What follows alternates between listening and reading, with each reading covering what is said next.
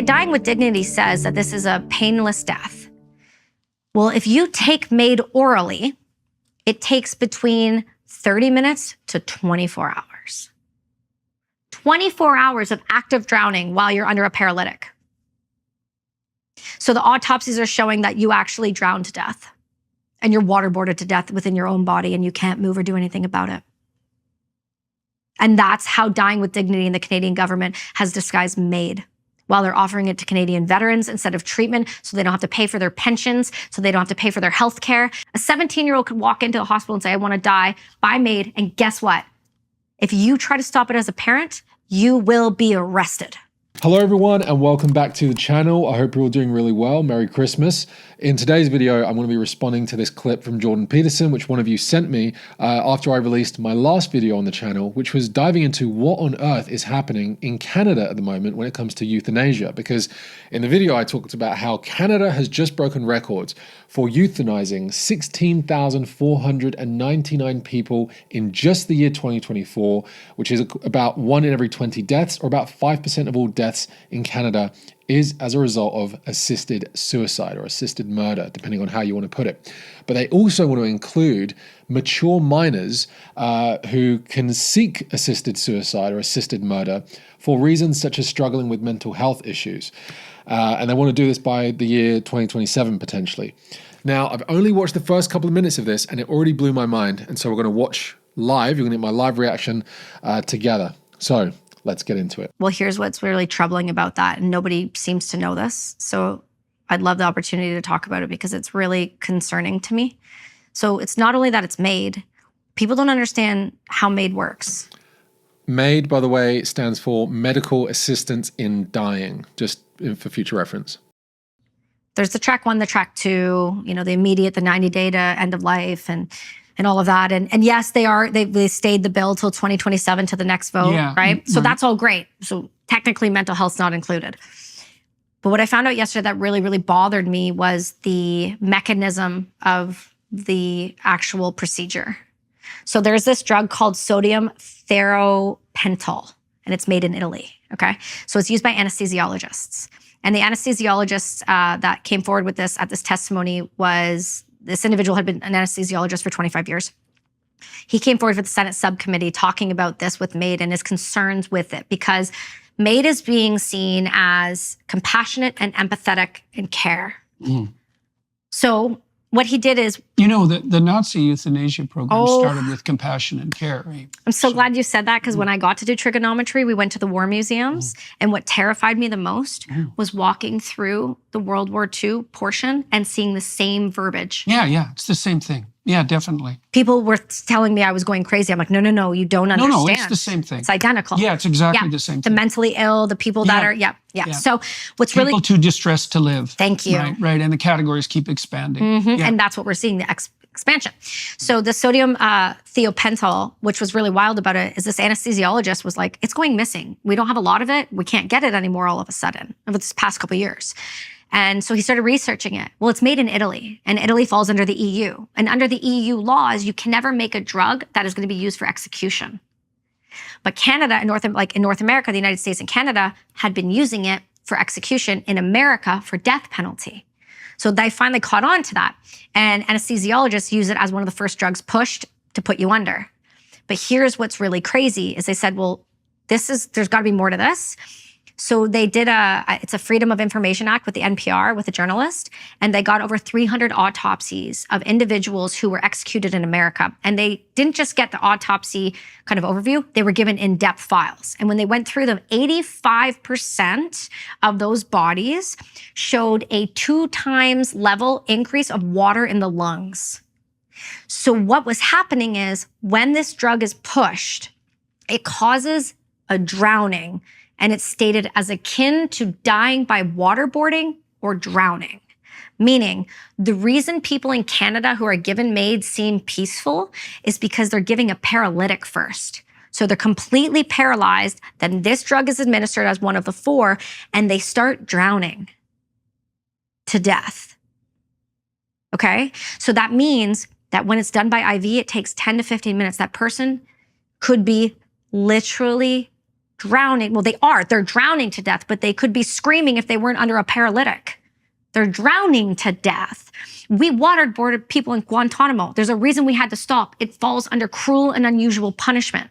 Yet we are having people like Dying with Dignity say that this falls under compassion and empathy when you're drowning people chemically to death. You found this out at the Senate hearing? No, I found this out yesterday when the Senate hearing was given to me and the transcripts were given to me. It was Dr. Joel B.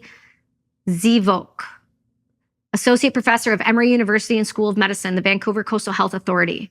So what's been happening is that case I was telling you about, Fraser Health is withholding the families. They can't see her autopsy.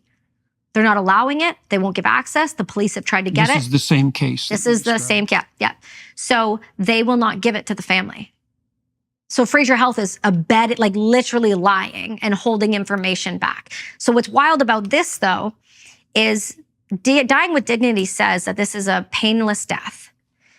Well, if you take MAiD orally, it takes between 30 minutes to 24 hours. 24 hours of active drowning while you're under a paralytic. So the autopsies are showing that you actually drowned to death and you're waterboarded to death within your own body and you can't move or do anything about it. And that's how Dying with Dignity in the Canadian government has disguised MAiD, while they're offering it to Canadian veterans instead of treatment, so they don't have to pay for their pensions, so they don't have to pay for their health care, the same way they don't have to do with their elders. That's part of the slippery slope, of course isn't it it? is. Because it makes such... Well, I saw the other day, now a month ago probably, I think it was a Japanese philosopher who said that it was incumbent on the elderly to submit themselves to government-assisted dying because of the benefits on the cost-saving side. So this is one of my favorite ones. I love this one because most people don't know this. So in 2021, they had a gross reduction in healthcare of $109.2 million. When they did MAiD, they cut out another 22 million. So by the end of it all, in that year, the healthcare system, just from doing MAiD instead of actually giving people palliative care, was 86.9 million alone. That's just 1 year without the spike. In 2021, it was 10,500. 2022, it's 13,000. And there's been a 30% increase since then. And a high rate is happening in British Columbia. High cost of living, nowhere to live, no housing, and no one to look after these people because the younger individuals just don't have the finances because they can't even buy their own home. So how could they then put somebody in care that costs $8,000 to $10,000 a month when you can't even afford to live in a 2-bedroom basement apartment?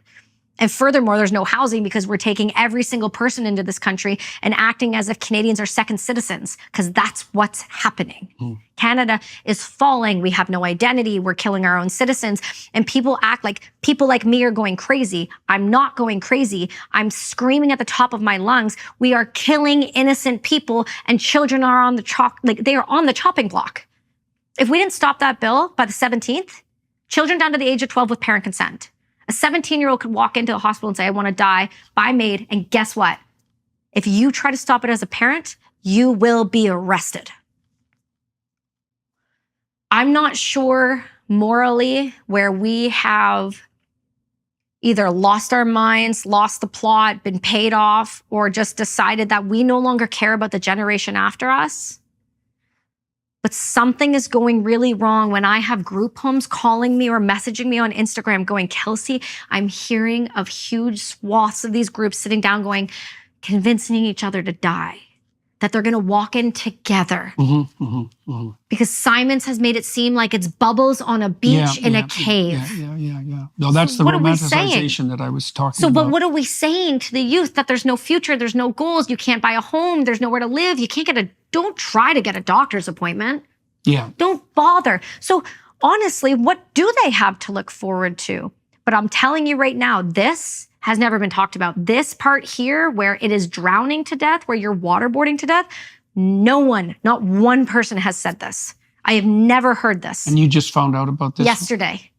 And I found out because there was an event in South Surrey that my girlfriend I was telling you about, her mother was taken. She was at, and she goes, Kelsey, one of the Delta hospice centers is being shut down because they refused to do MAiD. So it wasn't necessarily Rebel, but it was Sheila and Keon. They made this documentary to talk to people like us going, They're saying that they need government right to do this, but hey, they're already doing it, and they've been doing it.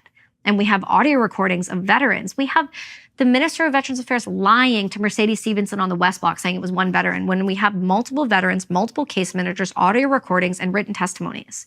So are we just okay with everyone lying now? Is that where we're at? We accept lies as truth and there's no moral qualms with that? Because if anybody is a God-fearing individual right now, the whole idea is I don't really care what you believe in. All I ask is stop lying. Be honest. If you want to kill people to save money, say it.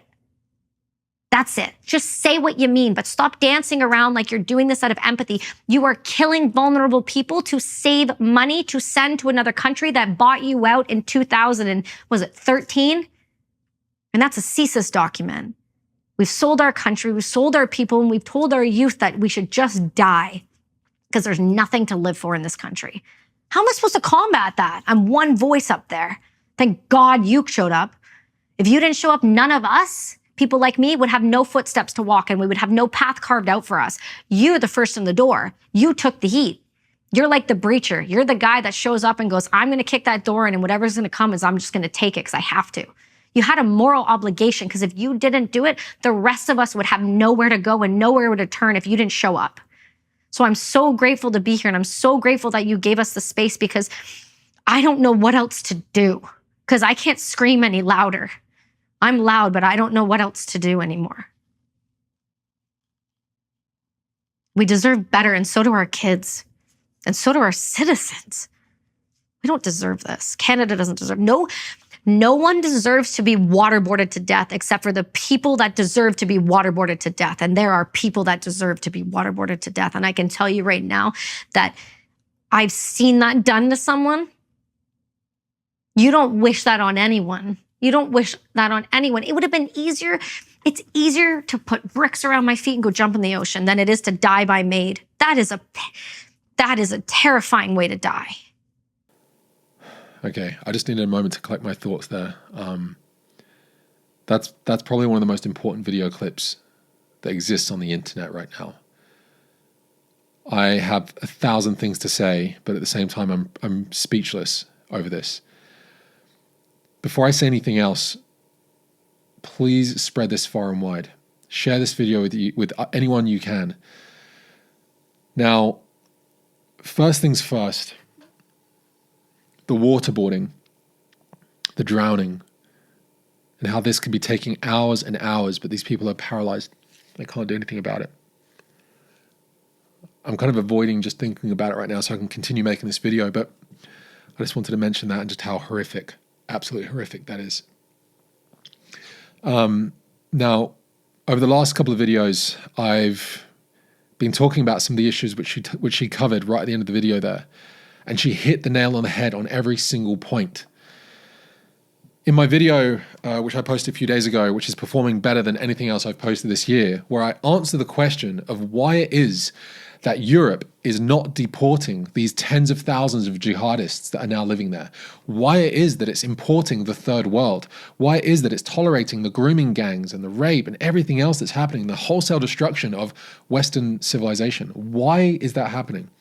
And in the video, I explained that over the last 50 years, we have seen a plummeting birth rate far below replacement levels because Western society has forgotten God. And in God's place, they've put another thing to worship, which is money and sex and convenience and materialism and consumerism. And we've seen that people are not getting married or starting families, or at least not doing so until they're a lot older and more mature and have snapped out of a lot of these stupid ideologies. And it's created a very, very low birth rate, as well as massive amounts of abortions to support this promiscuous culture of one-night stands and meaningless relationships. So much so that in just the years 1997 to 2012, the Gen Z era, 28% of those babies were aborted. 28% of Gen Z are missing. Today, those babies that were born during those years would have been the young adults now starting to play a role in the economy, buy houses, buy phones and food and cars and everything else. However, because they aren't here, and because we've seen this huge fall in the birth rate, you now have a disproportionately older generation of baby boomers and less people below them to look after them. This spells economic downturn, economic deflation, recession, depression. And so, governments who have been more terrified of economic downturn than anything that comes from Islamic terrorism or the destruction of their civilization, they've been willing to sacrifice the entire civilization so that they don't lose out on money.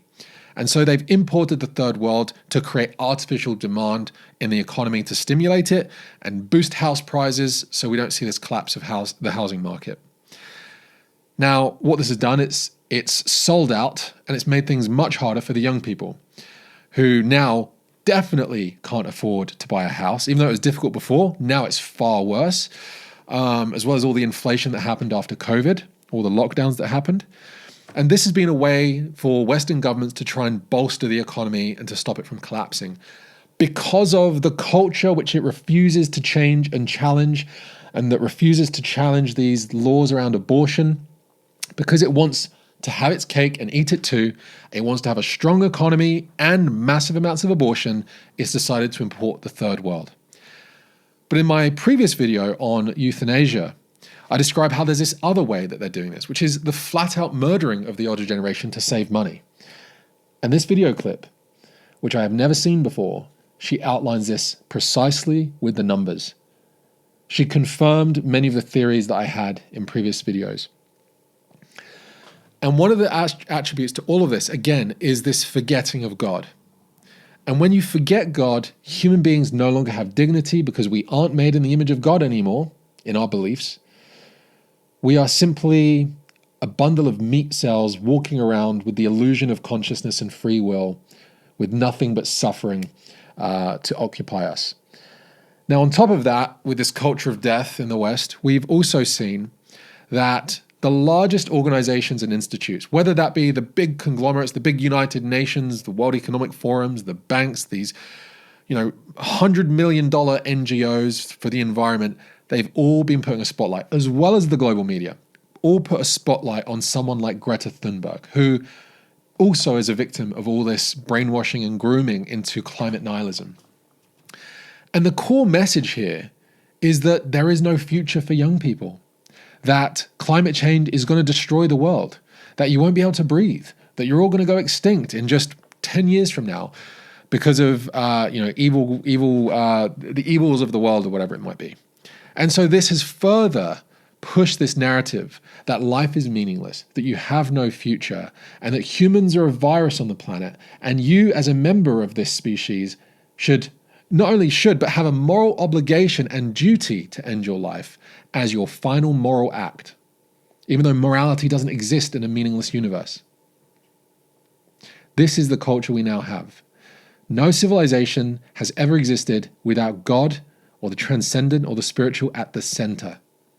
And we, ladies and gentlemen, are observing with front row seats the downfall of this civilization because of forgetting God. There's no other way of putting it. There's no other way of putting it.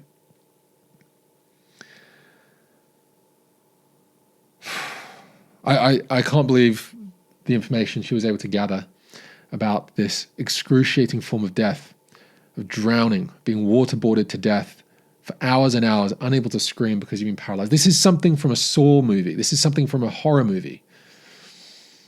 And we're doing it all with the branding of compassion and care.